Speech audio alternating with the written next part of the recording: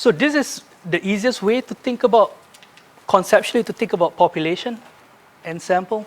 Population is the group of individuals with a common characteristic. Yeah. So for example, all primary school teachers in Singapore, there's this large population, typically includes everyone. Yeah. Sample is just a subset, the actual participants that represent the population. So for example, 25 primary school teachers at Jurong West Primary School. So this is how population and samples relate. It's very important, because I still have, people who have gotten psychology degrees and still confusing between the two. Yeah. So bear in mind, population, you can tell population is like something conceptual, right? Like it's out there, like this whole big thing. Sample is the only thing that you can access, yeah. Only thing you can use to access the population. So how do we get a sample? That's what sampling is. It's a procedure to select the sample to represent the population. All right, so if you've read the textbook, they go into detail what these procedures are. I'm not going to spend 10 minutes and tell you all these procedures. Instead, what I'm going to do is we're going to go old school and have an activity. Okay. So sampling is an important aspect of surveys. Yeah. So why the need for proper sampling? This is an illustration of what a good sampling can do. You can have a population that's representative. You can have a sample that's representative of the population.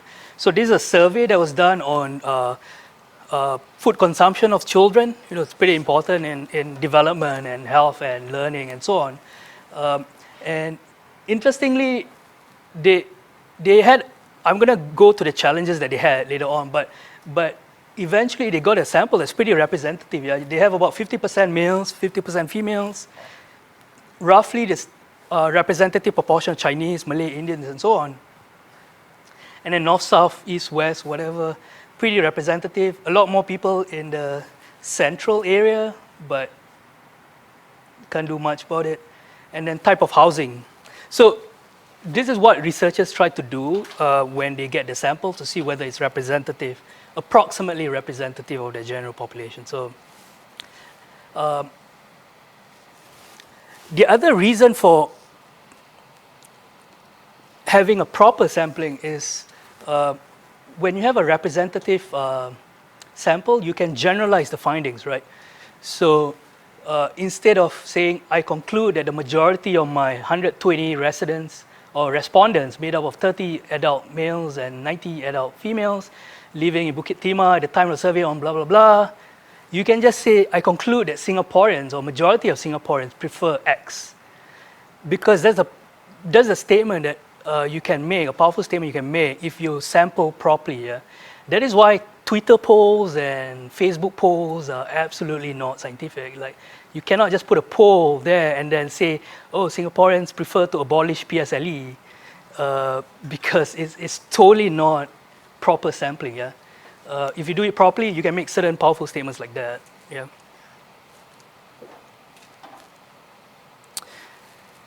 All right, the next question you may ask is like, what is a good sample size, right? Once you do proper sampling, like how many should you try to get?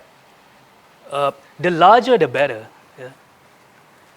I'm afraid I cannot tell you more, but I don't think Prof. Quek can also say. The larger, the better. It typically has to be at least 50, 100, ideally more.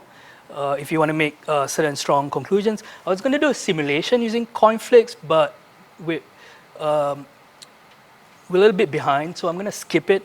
But the idea is that if you have a coin that's unbiased, right, what's the expectation that you're going to get, heads or tails, if it's unbiased?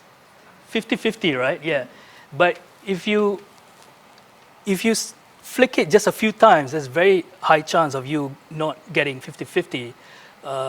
Just because it's a small sample size. So it's supposed to approach 50-50 the more you do the flip. So same thing for sampling. The more the better. So the more the better, but you don't really need thousands of subjects. I mean, a lot of social science research would survey hundreds, and in education too. So it's sort of the practical advice.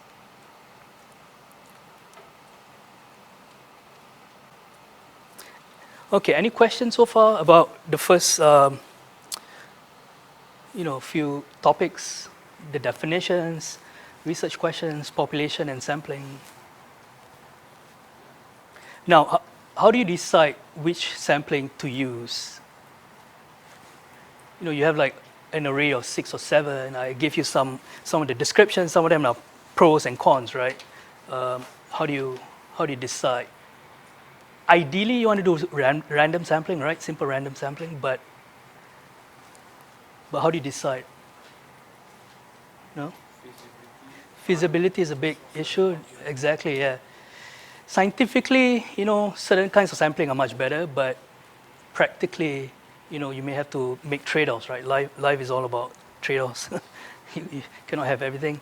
So I would say if you glance at education research, surveys in particular, a lot of them use convenience sampling, purposive sampling. Some use convenience sampling. The vast majority of psychology studies are conveniently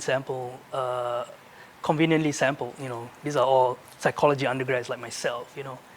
We just happen to be there, and they just select us to do this survey. So you just have to decide the trade-offs, between scientific and feasibility. Yeah.